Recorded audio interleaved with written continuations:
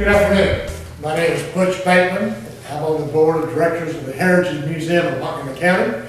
Today is Tuesday, November the 8th, 2011. Today we're extremely honored to have two longtime residents of Montgomery County, Mr. Roy Harris, who we've interviewed before. He's going to be assisting today, Mr. Robert Montgomery. Mr. Montgomery, it's a pleasure to have you. It's always a pleasure to be here. This is an ongoing series of video histories that capture the memories and the stories of these men and women who lived in Montgomery County the way it used to be. So Robin, I'm going to start just to sit here and ask you, where were you born? How did you get here? What were you doing? What have you been doing the last 50 or 60 years? Trying to get back to Conroe. Okay. I was born in Huntsville, Texas, October the 20th, 1938. So I am an old timer here. And so Your parents lived in Huntsville? yeah, I think they met up in Rice, Navarre County. Okay. And so Dad named me Robin Navarro Montgomery, after Antonio de Navarro. Yep. It was and see that well, this is about me, but it's an interesting story about him. But I think that was from talk. They were both teaching in this little community of Rice. I don't know if you know, very small town. And there was a rule there that teachers could not date. Mm-hmm. And so they had to write notes to each other because they were in the same boarding house and they slipped them in. Oh, okay, okay. And finally, one time they, Roy knows Dad's brother, Morris, who retired as an Army colonel, and they all went to a ball game with Morris and his girlfriend and mother and daddy. They were Aggies, they were little Aggies. And on the way back in Louisiana, they stopped and were feeling pretty good. And Morris said, "Y'all already get married." And one thing led to another, and they got married. That's good for you. But they had to come back and not tell anybody. Oh. So from... And then they kept writing, but finally the story was found out. That's what they used to tell me all these years. And they found out and they had to leave. One reason that's interesting is because my daughter is staying with me for a while now, and she was going through some of our old records, and after my mother died, my dad of course died years ago, we came across those little letters. Oh, And then we saw that thing where it said that they couldn't, if they were teachers, they couldn't be married and so forth, and they said they had to leave because they were married. that's interesting that you kept all those letters all these years. Yeah, that was really something, hearing all those stories and seeing it on your life. So when did you wind up, your family coming to Montgomery County? Well, I think we went from there to Vidor, and Dad taught there a while, and one of the persons in his class there was, what's that guitar singer? His name is Smith all of a sudden. That's okay, we'll go back to that. Who was the guitar singer? So this is back in the 40s? Oh, just mine is, This will be back in the 40s? yeah. Jones, is Jones? What's that singer's name? From Louisiana. Oh, well, I'll get that. Mary Taylor Wynette. George Jones. Okay. Yeah, I think he was in junior high or something. Okay, okay. And then we moved to Conroe out of Silverdale. I was something like 4 or 5. And that was way out in the country. It was. And it was long about then that, I think Roy knows more about this, I think at a football game, along about that time, we hadn't been here maybe a year or something, that they met your dad and everybody, and that's where I met. Have you had any brothers and sisters? No, You were not a child? only child. Okay, okay. Spoiled. Yeah? Oh, Here, here? Yeah, you moved here now, you're 6 or 7 years old, have you run into Roy yet? Yeah. Oh, classmates? No, see, Roy's younger brother Henry was in that class, Okay. along with a very beautiful girl named Carol Sherrill. She started out there. So we became real good friends. And just like Henry, I guess, is my oldest friend in Congo that I can remember. Another one was a fellow named Jerry Jones, and Brian Weiss. Of course, then we just moved on from there. Yeah. Now, what was life like on Silverdale Drive? And what year is this now? 48, 48. 40 in the World War II. Yeah, it was in the early years. Silverdale My Drive. recollection, maybe you can confirm this. It seemed like I remember that during the war, that your dad and mother and my dad and mother, and somehow, for some reason, I was with them, they went to the post office, and both of our dads received their induction into the military. But it was just before the war was over, though. Yeah. So neither one had to go, but they received their 45, 40, yeah, somewhere in there. 4, something like that. Yeah, so we were friends at least that early. It was in 45, had to be, because it's when the war ended in 45. And it was right shortly after they had already inducted Henry and JT. They went in, got all of their inspection and everything, sent them home. They had 30 days to get their business in order to report back. And they never did have to report back because they dropped that bomb on the Yeah. Do you recall, Robin, what life as a young boy growing up on Silverdale Drive was like? Yeah, we didn't, I don't recall a whole lot out there. I just remember it was in the country. One thing I barely remember was I was on a porch one day and I said, let me come out here. There's something really pretty there. Look at this little pretty animal or whatever. And she grabbed me, took me in the house. It was a coral snake. They are pretty, aren't they? Yeah. What's the old saying? Red and yellow Kills. kill a fellow, but I can't remember the this rest. is another part of it. Yeah. Red and black, good for Jack. What? Red and black, good for Jack. Good, red and black, good for Jack. The kids nowadays never heard that. But I remember Silverdale, there was a few houses in a row, and we lived actually in a couple of those houses in this little town. And right next to us was this huge field, and there was a horse in the field. One day I went by and he was laying down and said he was dead. And there wasn't very few other houses around. And one thing that's interesting about that, 20 years, I lose track of time, 30, 20 years, whatever ago, I was coming down to Colorado, been here in a long time. I'm driving around and I got lost. And I thought, oh my gosh, right here in my hometown. And where am I? And I was driving along and I saw this sign, Silverdale Drive. And I looked around, it wasn't anything, houses everywhere. Boy, things have changed, haven't they? So you were in elementary school in Colorado, Yes. and what were your mother and father doing at that time? Well, my dad was, he was teaching into junior high, was coaching and teaching history, eventually became principal of junior high and high school. And it was during that time that his friendship with the Harrises. Yeah, he was a coach when I went into junior high. He was a coach then. What they have, football and baseball, or Well, he was mainly in basketball, basketball? Okay. and they had a tremendously good basketball team. Wildland, Woodman. Well, yes, we talked about that. Chester. Don Granger. Yeah, no, we interviewed Mr. Granger. Armadillo. Sure.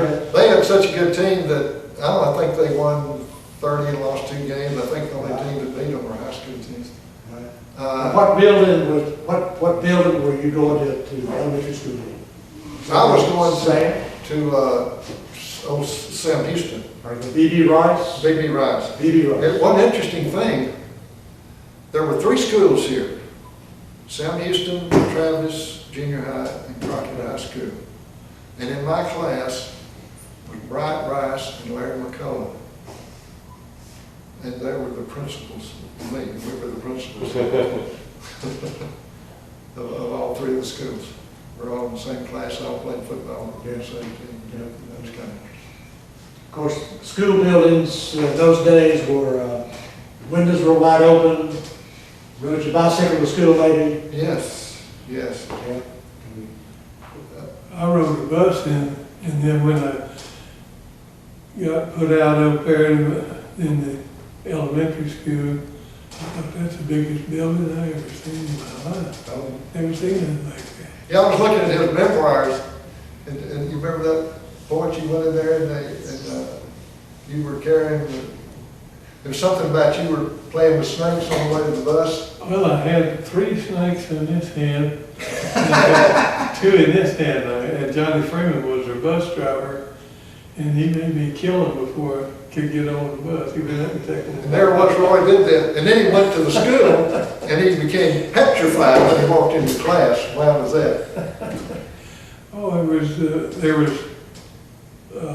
huge, just a big opening, big, and hundreds of chairs out there. And then they had these kids, and they took me and set me down by some girls. But some girls.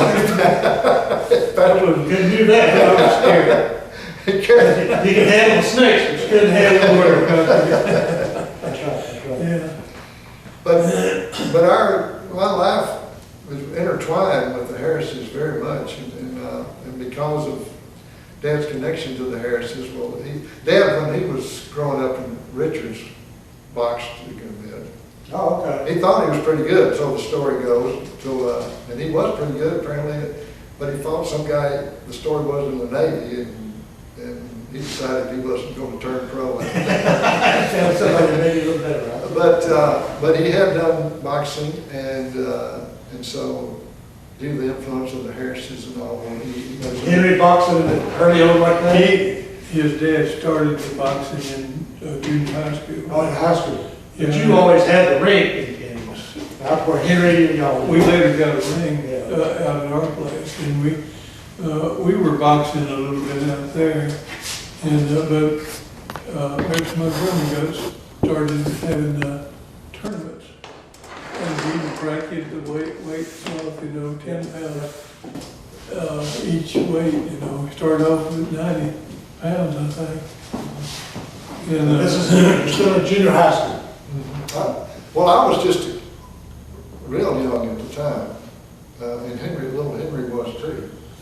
But this was actually, they got the boxing started, and then Wild Man, Campbell Woodman, was the big deal at the time.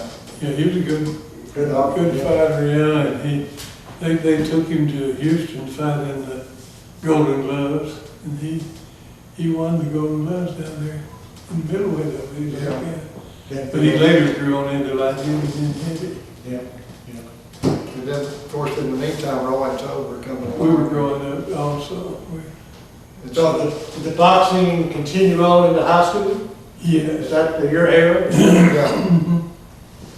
Well, Times have changed a little bit, because I don't think, you can correct, is there boxing in schools now? no, No, No. as far as me personally, I grew up and I always said my main claim to fame was that I used to could whip Henry Harris. Until he grew up. We used to work out, and then I would go out, and then as the boxing came along, and Wild Man was, boy, he was around there all the time. He was almost like a brother to me. And we had a band and all that stuff. But Mother saw so much of that fighting, she didn't want me to fight. But I would go out there and sneak around and fight a little bit, but I wouldn't tell her. So that's how I got involved in playing football and basketball and stuff. Yeah, you were quarterback, weren't you? Yeah, Robbie? yeah, I was quarterback on the team, and Charlie Patterson was out there, played on my head.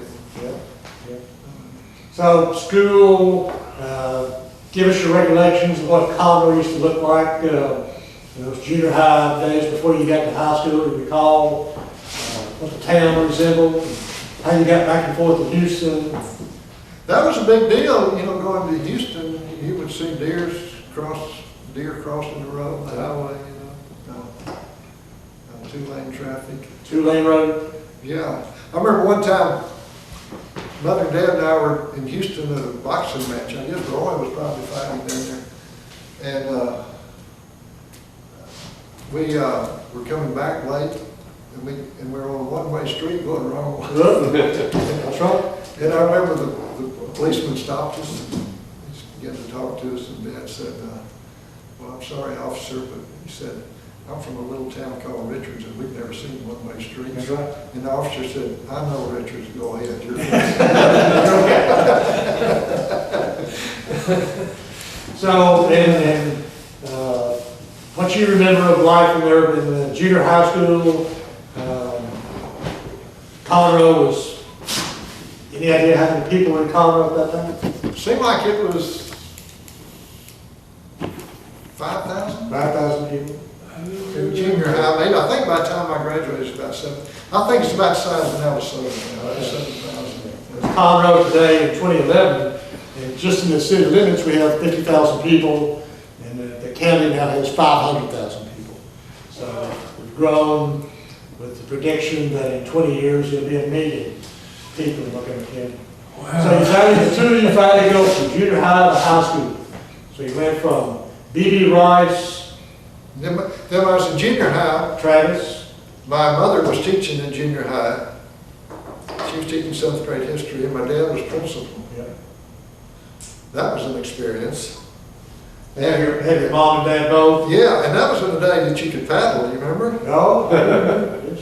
Yes, sir. And I got a few paddlings. Yeah. And Dad always told me, Roy knows this story, that said, if you get sent to my office, I'm going to paddle, and when you get home, I'm going to really get you.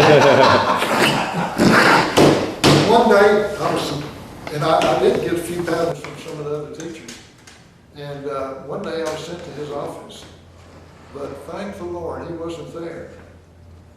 And people weren't snooping on me, and I never told him until I was graduated from high school. And I ran out the door. So there was, you ate at the school, there was cafeteria in the school, y'all ate lunch? Yeah, I went over at Maine's Cafeteria across the road, Yep. junior high. Yep. They had, it's not in the building's not even there, no. But, We Yeah. always took ours in a paper bag, Maybe back with We mom. seldom ever ate over there. Picture of lunch. Was any, but there was no food service in the schools at that time? not in the junior high. No? You know, nowadays, all schools have got a cafeteria. So There wasn't in the grammar school. We used to have a cafeteria, but we didn't in junior.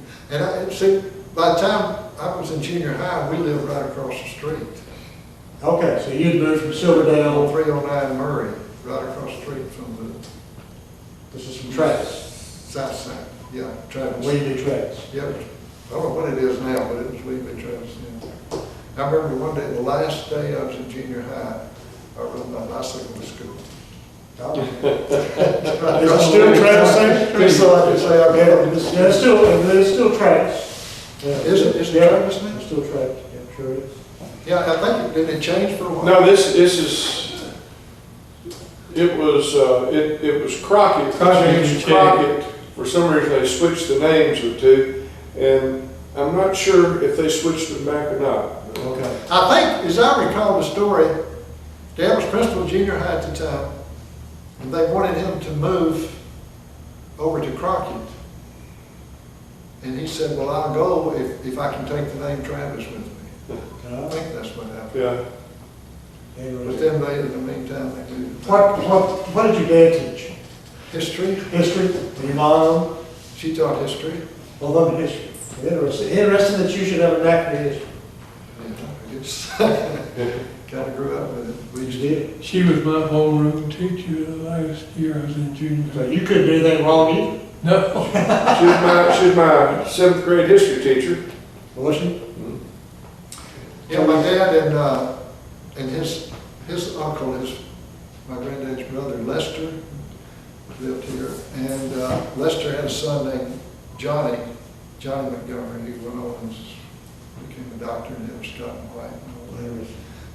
He was about Roy's age. We were trying to figure it, but about 4 years older than me or something. But we were close, and we used to go with my dad and Johnny's dad, and we would go out looking at cemeteries and researching. We called it bone hunting. That's right. So that's how a lot of Saturdays, we'd take off and we'd just drive around. We'd be looking at things and cars lined up around us. Get out of the way. Yeah. So you're still playing football, only football? No, Basketball? yeah, I played football and basketball and ran track. And I was, as far as my sports career, my original best sport was baseball. Ironically. And I was leading the teenage league in hitting. And the reason I remember that was because everybody Walker had a clipping from the time that I had polio. I went to a baseball camp. Rogers Hornsby was conducting it up in Huntsville. And I was 13, and I led the league in hitting that summer. And I went to Richards to see my grandparents after that. It was still summer. And I began to feel real ill, and I couldn't understand why. And I went to several doctors, and finally the doctor in Richards diagnosed it as polio. And I kept getting worse and worse and worse. And one night I woke up, and people in the front room said, "We've been praying for you, and you were seeing, I don't know, monsters on the wall," and just going crazy. And so they took me down to Houston for several weeks to recuperate.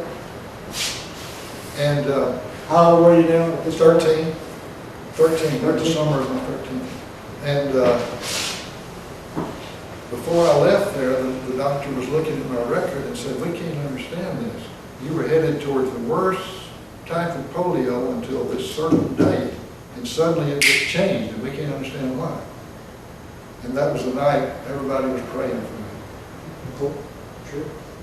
And it changed. So you never had to go in the iron lung or? No, but I was very close. They said I was just, but I did lose a little speed. I had been playing football too at the time, and I was a halfback. And they discovered that one leg was a little shorter than the other. They weren't sure what polio caused it, or they just found it because of polio. And so consequently, they moved me to quarterback. But I still, in high school, was the leading scorer of the district, but that was in Burton. It was just scrambled, scared to death. Ron, did you play football? No, I never played. I played in the intramurals. You were still boxing then? Yeah, and but I played football and baseball. We had, and I was usually captain of a team, and we had a lot of good time. We had some good ball players. Conroe had some very good teams in those. We had some real good boys that were real good athletes, and I could get some of them, like Boyd Odom. He was a real fast kid, and I could send him out for a pass, and you get close to him, he'd get the ball, and he'd catch it. Now, during this era when you gentlemen were in school, it was an era of segregation, where the schools in most every city in the nation were white schools and black schools. You have your recall of I remember we used to envy the African American football team, and we knew some of the guys over there, and we'd go to the games a lot of times. Of course, if we'd been integrated, some of us wouldn't have made the team. that high school was called. You say integrate and go to state. Yeah. That high school was named Booker T. Washington? Yes. Right, right. It was on the east. Yeah, I was honorable mention all-state, but I probably wouldn't have made the team if it had been integrated. Yeah. They were good. That school was on the east side of Conroe? Southeast? Yeah, so Southeast, yeah, southeast. Was that when Billy Henry was playing, or was he? I remember the big wheel, I remember the name Popsicle they used to call it. Okay, yeah. And I've often wanted to talk to him, but I haven't had a chance since then, but yeah, that's something. And you know, in terms of that, there were very few Hispanics here, you know. That's right. That's right. And I know a lady used to work for my mother that was Hispanic, and every time there was Hispanic in the hospital or something, they'd call on her to She interpret. speak English. Yeah, and it was we only had one Hispanic in our class, Jimmy Sanchez. He moved, I think, before we got out of high school. He was on our basketball team. So things have changed. Yes, yes they have, yes they have. Um, So you're both in high school, both you're boxing, you're doing sports. What was the academics like in school? I didn't study very much. Don Granger's got a lot of stuff. We filmed his interview in his store. Did you see the old picture with all of us boxers on it? Yep. He saved it, all He's these got years. stuff in his office. If you look at that big picture, there's about, 25 or 30 boxers over there. And I'm the smallest one. Because he boxed also, right? Oh, yeah. Yeah. Yeah. He used to come over to the house when we come over to work out. He liked to lift the weights, and he got to where he could put this big anvil up over his head. He was in high school, I think he was a senior then.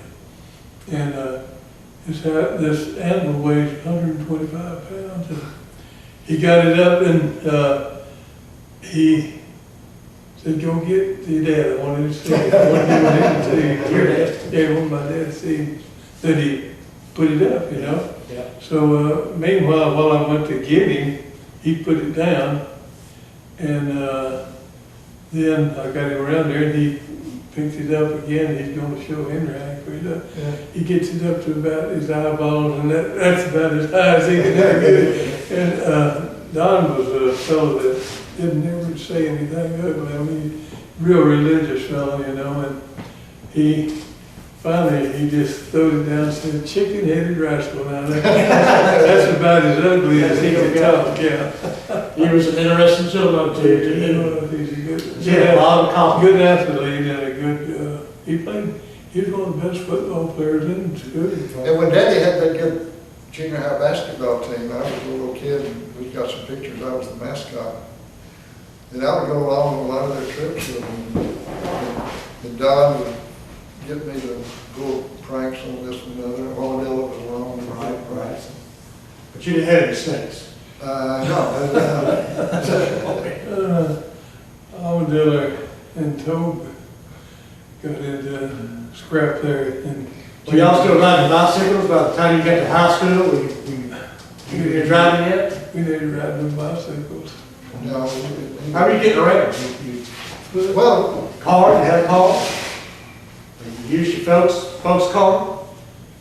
I didn't have a car back when I was We didn't have a car, family didn't have a car until I was nearly grown. And we jetted our water out of the ground after we got too lazy to draw it out with a bucket, you know. We got put gas in there and jet it out. And get it up into a tank, and we could have running water. Yeah. Just by gravity. Yeah. Just by gravity. One thing interesting, I guess, for history as well as personal is, we mentioned a while ago, Mayor McCoy, old KMCO, you know, the original, and Boots Oglesby. That's right. And so Mary started singing. She was just a grade ahead of me in high school. And she was a good friend of Wildman and all of That's that. right. And so she started on, had her own show, and then Wildman, he came back and was teaching from the bed. And so we got a band called Robin and the Wild Robineers. And we had a 30-minute show every Saturday. What were you play the guitar? I played the guitar, and Wildman played there, and he Talk. also played the steel. And then we played, gigs KMCO. Yeah, and then, you know, Mary, we played some music with her. And Bruce was pushing it. And one thing, well, I know one of the songs I wrote is related to Country Sheep. It's, Will Henry and I were going out to their house. And Henry and I have a slightly different memory of this. Cousin Johnny, Yeah, but it ends up the same place. But their cousin, they called him Johnny Axhelm, was, my recollection is, was driving ahead of us. yeah, And we were about to cross that railroad track, Yeah. just before you get to your house. And Johnny was ahead of us, and that train was coming, and Johnny was going, and I said, "Here, that guy, he's gonna get run over." And he kept going, and he said, "He's gonna try to beat that train." And I said, "Go, Johnny, go, get across there." Well, he made it. And then we went on, as the day went on, I said, "Henry, that would be a good song, wouldn't it?" So I went home that night and wrote a song called Go Johnny. And it's Go Johnny, go Johnny, go Johnny, go, in 1956. And we got it copyrighted, our band sang it for everybody.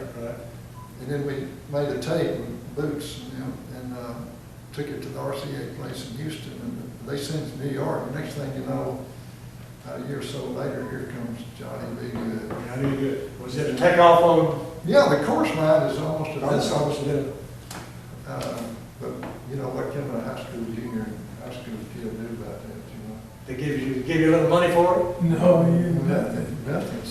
stole your lyrics and. yeah. All I can do is say I've got a copyright to prove it, and we played it for the sock hops and kids heard it. You know. Interesting. They changed the words up? A little bit, not much. I hadn't heard that story. Yeah. See, mine was a hot rodder going through town. Right. His was a guitar player from Louisiana. The chorus line is almost identical, that's what it is. Go, Johnny, go. That's it. And, you know, that's still played today? Yeah. Here on the old station. Yeah, yeah, that's true. Started, because of Johnny Axel. So you do got to know high school, you're singing, you're playing sports, any recall, local politics, maybe how things used to work around Montgomery County? We didn't know there was any such thing as politics back then, but except for the sheriff, we knew that about the sheriff. There was a sheriff. Gene Drees was sheriff a whole lot, and then Guy Hooper was way further back. First one I remember was Guy Hooper. And then we had several different ones in there before finally got Wayne Farley in, which was good sheriff. Right. And, but we had some pretty good ones in between, but some of them were a little bit out of line, maybe. I understand. What's going on at this time in high school with your parents? What's their career path? What are they doing now? Well, my dad was still principal of the junior high, and he became high school principal later after I left. Okay. And he was principal in The Navy Library after, didn't he? yeah, over in the high school. And it was the biggest school in Texas when he was principal. What? Our high school, the biggest high school is. People or square footage or? No, the kids, Kids. the number of children, Yeah. I didn't know. So this was now what year is this? When you graduated? This would have been most of us, well, he started what, about the middle 60s? Okay. Somewhere in yeah. there. Remember you trying to get a newspaper? It'd be the new high school. Yeah, One side on one side. Yeah. Right. yeah, see, McCullough moved to superintendent, and he wanted Dad to be deputy superintendent. Dad said he didn't want it, was my recollection. Instead, he became high school principal. Okay, took McCullough's place. And I think it was somewhere between 65 and 68, and then Dad was principal until 70, time. Right. Okay. But you graduated from which school? I graduated from the Army Crockett School Crockett School. in 1957. Simon? What street is that? Thompson. Thompson. Okay. And that school now is an elementary school. Oh, is it? I I I noticed the other day, I was just happened to be driving by, and the football field's not even there anymore. I That's thought right, they play football. they play. I go there and I mentor a kid, so now I'm sitting in where I used to go to high school, it's now in elementary school, it's all air conditioned, it's beautiful. I don't remember being, as beautiful as it made, it's really a nice building. Yeah. So you graduated from high school, where'd you go, what'd you do? Well, I went to Sam Houston, Yeah. got a couple of degrees, and then, What were your degrees in? oh, You remember? all right. I have to blame Johnny for this, my cousin. I told you in high school I didn't study much, and I was president of the class and stuff like that, and played football. But, and so I don't know what I wanted to do. And I had several football scholarships. But Johnny was becoming a doctor, and everybody said, "You ought to be a doctor, you ought to be a doctor." My family did, so I thought, oh my gosh, I'll give it a shot. But I didn't think I could learn how to study and be a doctor and play football instead of two. So Dad said, "Okay, I'll send you if you'll be a doctor." So I said, "Okay." And I turned down several football scholarships, including one to A&M under Bear Bryant. Oh my gosh. So I gave all that up to study medicine. I just despised it. But I finally went to Sam Houston and got my degree in biology and chemistry. And after the first year, I just can't stand this. But I thought, well, I'm going to go ahead and finish it. So I went through in 3 years and got it through. You learned you could study. Yeah, and I had to learn to study. That's So right. I hadn't done that before. And I was with Henry. I took some classes with Henry.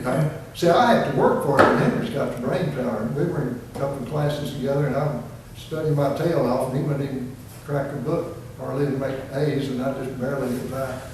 But I did get by close enough that I could have gone to med school. But the final deal, I went to Galveston and toured that thing, I don't know, I just can't take this. So then I tried to figure out what I wanted to do, and I finally thought, well, at least I can get a master's in education. Yep. Maybe I can teach. And then I wrote my thesis, master's thesis on education in early Texas, and that's what brought me back to history. And so I went from there to university, got the master's there in education, MA in education. Then I went to UT, University of Texas, and actually I got a second bachelor's degree in history and a minor in Spanish. And that's how I got interested in Latin America and all that. And then I went to, from there I found out about a program at OU. That's where I went up and got an MA in Latin American Studies at OU. And in the meantime, I had married, and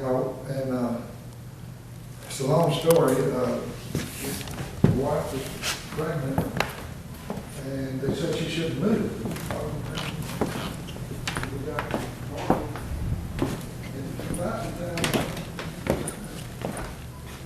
And they said, don't let the doctor examine her. But the only doctor I could find that everybody recommended said, I insist, don't worry about it. Finally, he did examine her, and that night she aborted twin boys. And so then I went ahead and I finished the master's, and I had a good offer with the CIA, dealing with Latin American affairs. And I thought, wow, this is going to be exciting. And then she turned up pregnant again, and it was with daughter Rosanna, who's now Lieutenant Colonel in the Army. And I said, she's the one that caused me to get a doctorate, because I said, I don't want to go through this problem with pregnancy again. So I thought, here I am, I'm at a fine university. I might as well see if I can get a PhD. So I began to look around. I went to geography, history, everything on campus I had any courses in. And I thought, well, will you get me a scholarship? And I went to political science. I didn't have any political science besides just the bare undergraduate, which I had required. But I had two bachelor's and 2 master's degrees. And they said, you aren't going to be able to cut this. So they gave me a scholarship, teaching assistantship. And so I started I started my political science career at the doctoral level. And it was, I went ahead and got it, and I got into it and got it, made it emphasizing international affairs. It was interesting. I aced, you know, there, I think I had 2 B's the rest of days. Did have interest, yeah.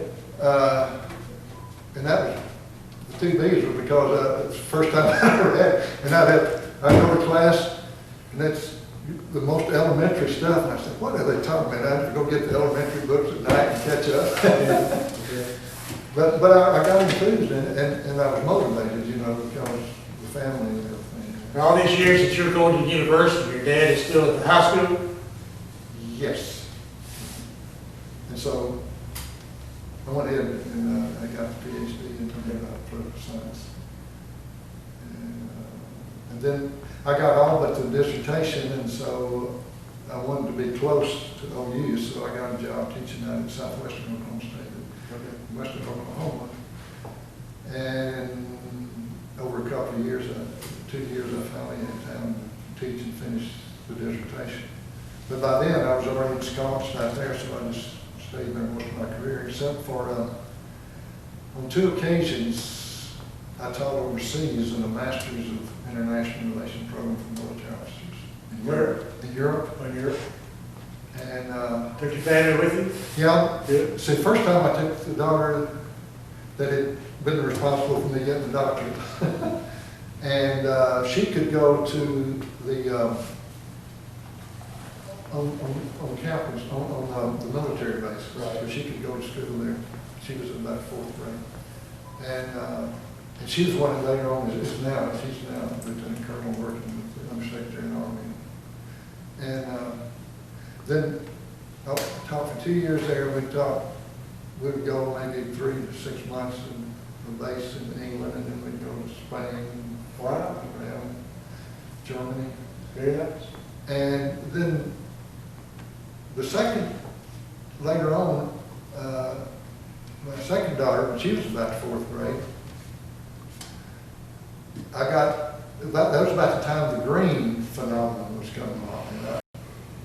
And in my ear, and I thought, this green thing is something to look at. It's going to last. And it started in Germany. You know. So I went over there and I got introduced to green people, and they would speak to my classes. Good. And I kept telling the people, I went to little NATO meetings, North Atlantic organizations, think tanks and things. I said, you better watch these people. So they will never last. They'll never last. You know. Here they are, everything's green now. That's right. But the second daughter was with us, and at that time they wouldn't let the kids, the professors, go to the school on base. So we had to throw her, so we took her to the German schools in Germany. Said, okay, there you are in 4th grade. So she learned, she's fluent in German now. The younger you are, the easier it Yes, is. and took her Spain, went to school, Spaniards, and on and on. And she since then has been in the Peace Corps and taught in Germany. Are they living here now, or where they living? She's currently with me and Richards Okay. for a while. Okay. And the eldest daughter is? She just left her assignment in Washington. She was in the office of the Undersecretary. She was working on Senator Hutchinson's staff too for a while. And she's involved in politics there, and now she has been given a new assignment in Fort McCoy in Wisconsin. And she's in charge of 18 states. Okay. And she goes around and liaisons with politicians and generals and takes them back to Washington and sets up appointments for their senators and things. So when you were outside of Conroe, you came back every once in a while? Yes. See the changes that were occurring in the county? Yeah.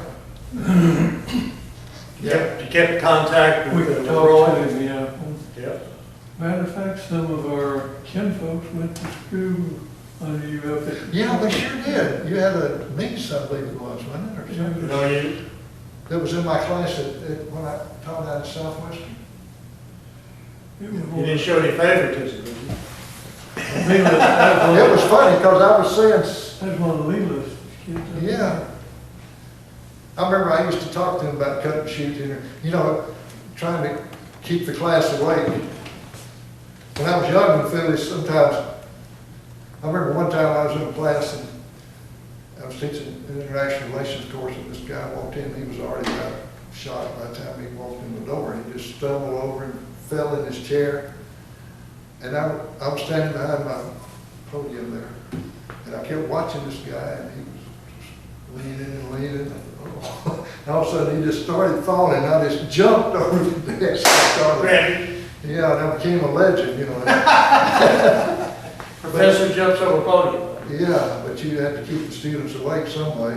That's right. And so sometimes I get on some of the cut and shoot stories, and I happened to be telling one of those cut and shoot stories, and this woman said, I know all about cut and shoot, you know, that's how we met. Yeah. Yeah. Yeah. So now as you were becoming a young man in the family, your dad continued to be a principal? Yeah, he was principal until 1978. And then he retired back to Richards, the old home place. Okay. Okay. And your mom? Yeah, Dad died in '85. And then she stayed there. And What was wrong with JT? What caused it? oh, he had several things. Johnny told me about it. He had a blood problem. And He told me what wrong it was. he told me it was so many things. We was going So up, the family Had a pledged stroke. we was going up the stairs in the courthouse, and he said, "Well, Roy, got to stop and let me rest up." Yeah. Because he couldn't go all the way up. And towards the end, he had a stroke and he didn't want to see anybody because his mind wasn't quite what it had been. So the place that you live now is your family Yeah, it's a place, homestead? my granddaddy built the house and then my dad built onto it. And then, in August of '96, mother was there, a widow, and she became very ill, and so I took an early retirement at age 57. And came back. So you came back to Conroe in I '96? came back to Richards. Richards. But I've been busy since then. I was with Oxford Society of Scholars and taught undergraduate and doctorate program. It's sort of a sister school of Oxford University in Tennessee, and so I taught up there. And then, you know, maybe liaison.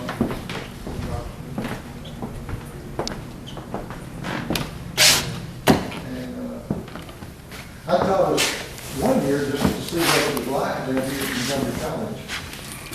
What was it like? Yeah, that's up. Yeah. You know, I think they had a little different approach then. That was what I was interested in seeing. They were advertised that they had a different approach to teaching. It was fascinating. I enjoyed it. That's before I got involved with Oxford. And then, of course, I've gotten involved with the Montgomery County Genealogical History Society and been president of it a few times. I remember old Harley Gandy, you know. Sure. I was going to join the society. Only time I talked to him, I guess, since I've retired. And I happened to see him in the library there. And I said, there was a night I was going to join. I said, Harley, won't you come with me and join this thing? We'll have a lot of fun working together. He said, well, that first thing you know, they'll make you president. I said, no way, man. And it is. Yeah. And then Roy was in there for a while, and Henry. And, we recently retired. Yeah, you're the genealogy society. Just for a short time. It was interesting. Well, yeah, tracing roots back. Yeah. You know, we're such a mixed nation now. But I've got so many irons in the fire that I just didn't have time to do all that. Where did your mother and daddy grow up, or what was their background? Well, Dad grew up in Richards, and it was a much bigger town than it is now. We got 2 stores. And that's actually further than For our gift of this is religious square. It's the Colorado is about 35 to 40 miles northwest. This at the edge, Is it about the edge of the county line? Yeah, it's just about 2 miles across the walk into Grimes County. So your address is, Is Main Street, which is how. Richard's Road. You go down 105 to Montgomery, and then you take 149 north, and just stay on that highway for about 18 miles, and you'll come out by my house. oh, okay. I've been to Richards. Maybe our viewers listening to this video, maybe they know what Dalton, Cut and Shoot, Magnolia is, but maybe they didn't know where we And somebody, you said you'd interviewed Joe Corley is up He's there. got You might, I don't know if you know, he's a cousin of mine. No, I didn't come across. Maybe I should have told him. No. Claim it. Oh. Good. So we grew up together a lot. Out in Richards. But see, I used to, he was raised at Richards, outside of Richards, but he went to school at Richards. And him and Henry did a lot of hunting together. Yeah, I think I introduced him to him. And we used to play baseball together. And he said he went to school at Richards. And he was, we used to ride, I say we, I rode a time or two in rodeos, but he was a big animal. He was about 9 years old out there roping, and I was riding the barrel race. That's what you did? Yeah, You did barrels? yeah, I had a horse up there with my grandfather. I used to stay with my grandfather a lot in the summers. And, Yeah, I asked Mr. Corley, I said, are you still riding? He said, no, I ride a scooter now. Yeah. Chasing the cows with a motorcycle. he's and he was quite an athlete in high school. He was a good basketball player. And baseball, he was really good pitcher in baseball. Give us an idea, Robin, you've been back in Conroe, I also went away and came back. What you see besides more people, and obviously more highways, what changes do you see in the county and the structure of people from when you were a young man to where we are today? I'm very impressed with Conroe in many ways, having worked some with some other cities around. They're forward thinking. And one thing that super impressed me just last week, I went to this, I was invited to this deal where they had the Mexican consul, and the mayor was there, and the county judge, and Wally Wilkers, and several. J. Ross Martin was there. Yeah. We were supposed to interview him that day. Oh, He was like, I met him that day. he was a no-show. Oh, that's the reason, yeah, that's the first time I met him, yeah. But what I was impressed about was all these county officials and the Hispanics and the Anglos working together somehow. Good. And trying, to pull this together, this thing, like I was kind of talking about, the talking head. I was real impressed with that, because so many places I've been involved, I won't name all of them, but it's hard to get A relationship. So I think this is a place where Conroe can really make a good example to the nation. Henry's training Alfonso Lopez, which you wouldn't have heard that happening 50 years ago, but Yeah, Henry's training him as he's 170 pounder. yeah, And due to be a world champion if he don't get hurt some way. Judge Sadler said it very well when we interviewed him was, when he was a young man, when he graduated from high school, there were very few jobs for a man or a woman or a small family to come to Conroe. And the forward thinkers in the last 20 years have done a very good job of drawing businesses to now somebody who's raised here can find a job here, can go off to college and come back and stay in Conroe, stay in the community. yeah. It's that kind of forward thinking has progressed this world government. Yeah, I thought it was a very, very appropriate statement. Just to kind of where we are now. such an impressive. So besides the other things, how are you you're involved in some more historical events in the county now? Yeah, I'm ranging, Well, Roy and I are kind of working on a book together. Yeah, we're slow because the girls slowed us down. Yeah. But we're working on it, we're gonna get it.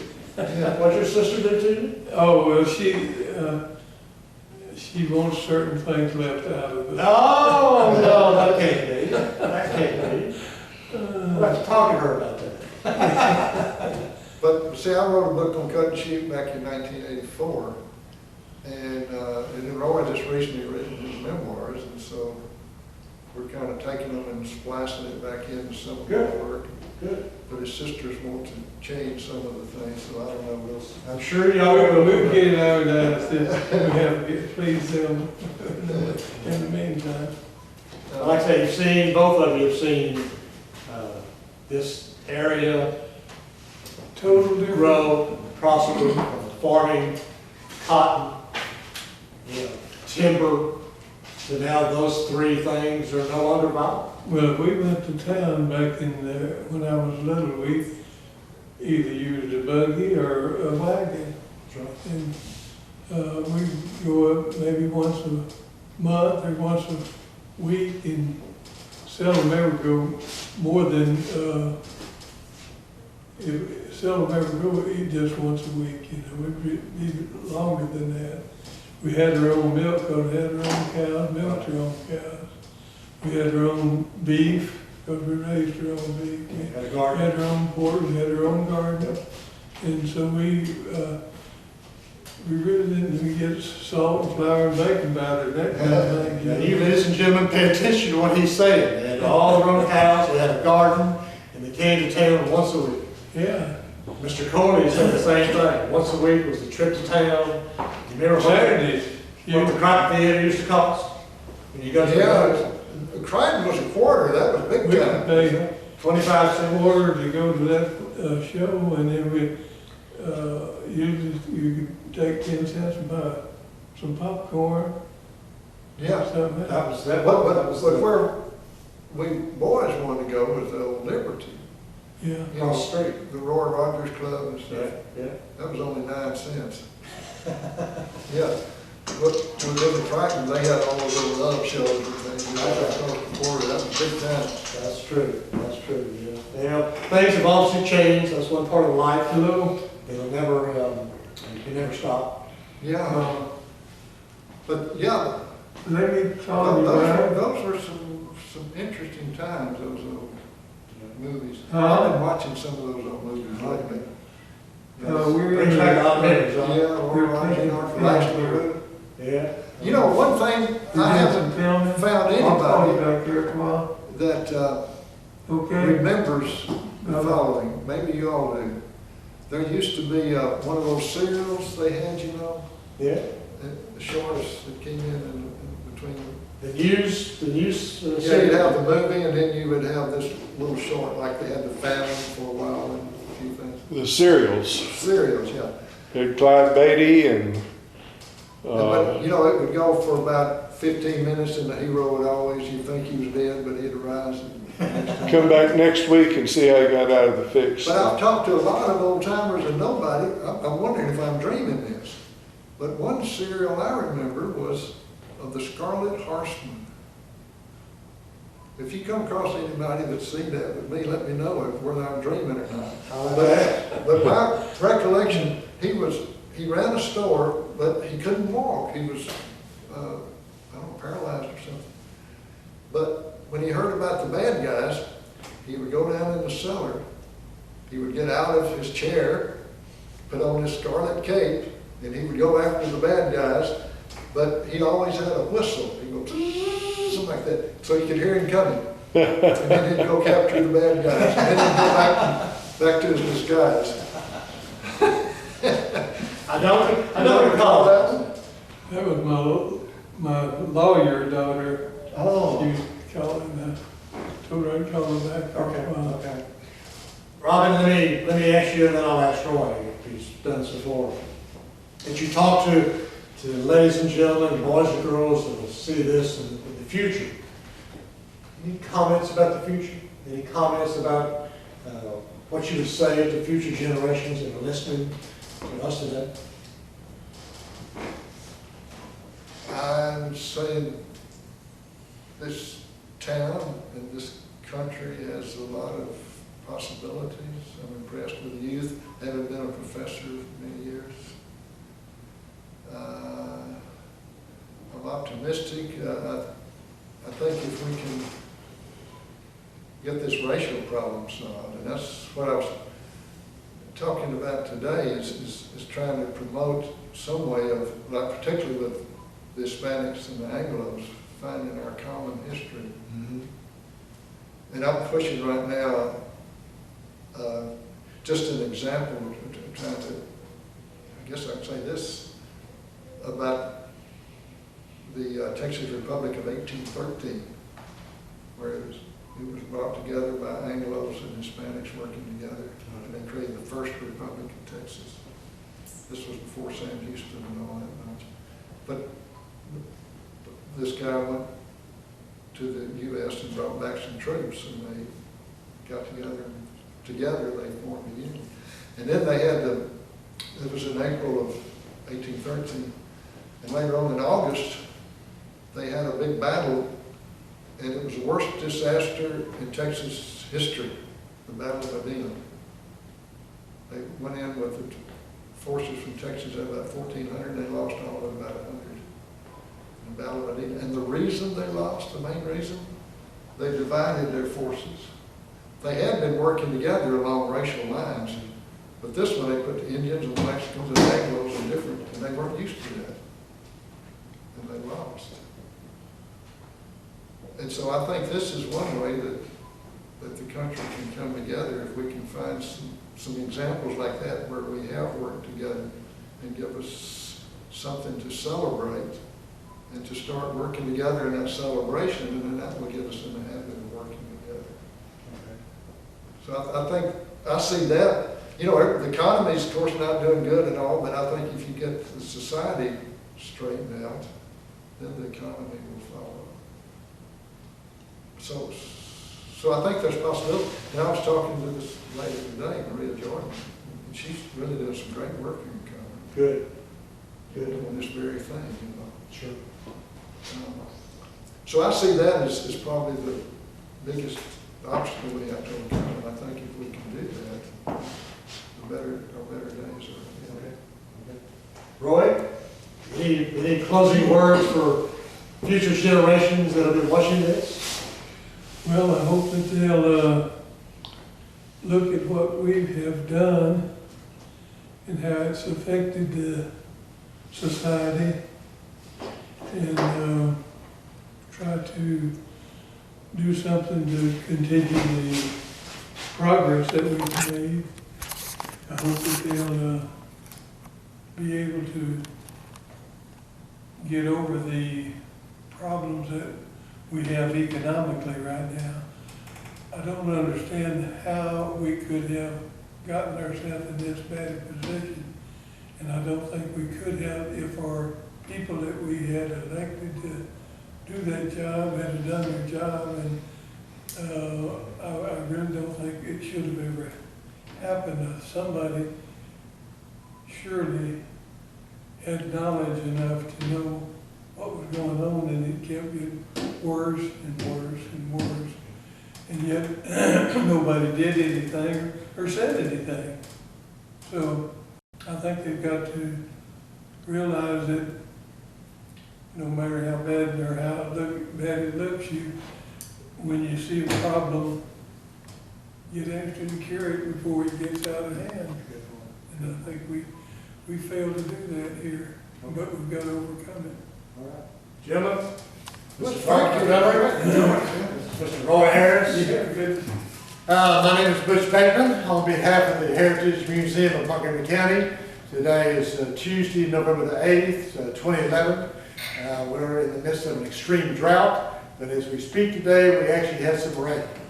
So on behalf of our very distinguished guest today, we say good afternoon.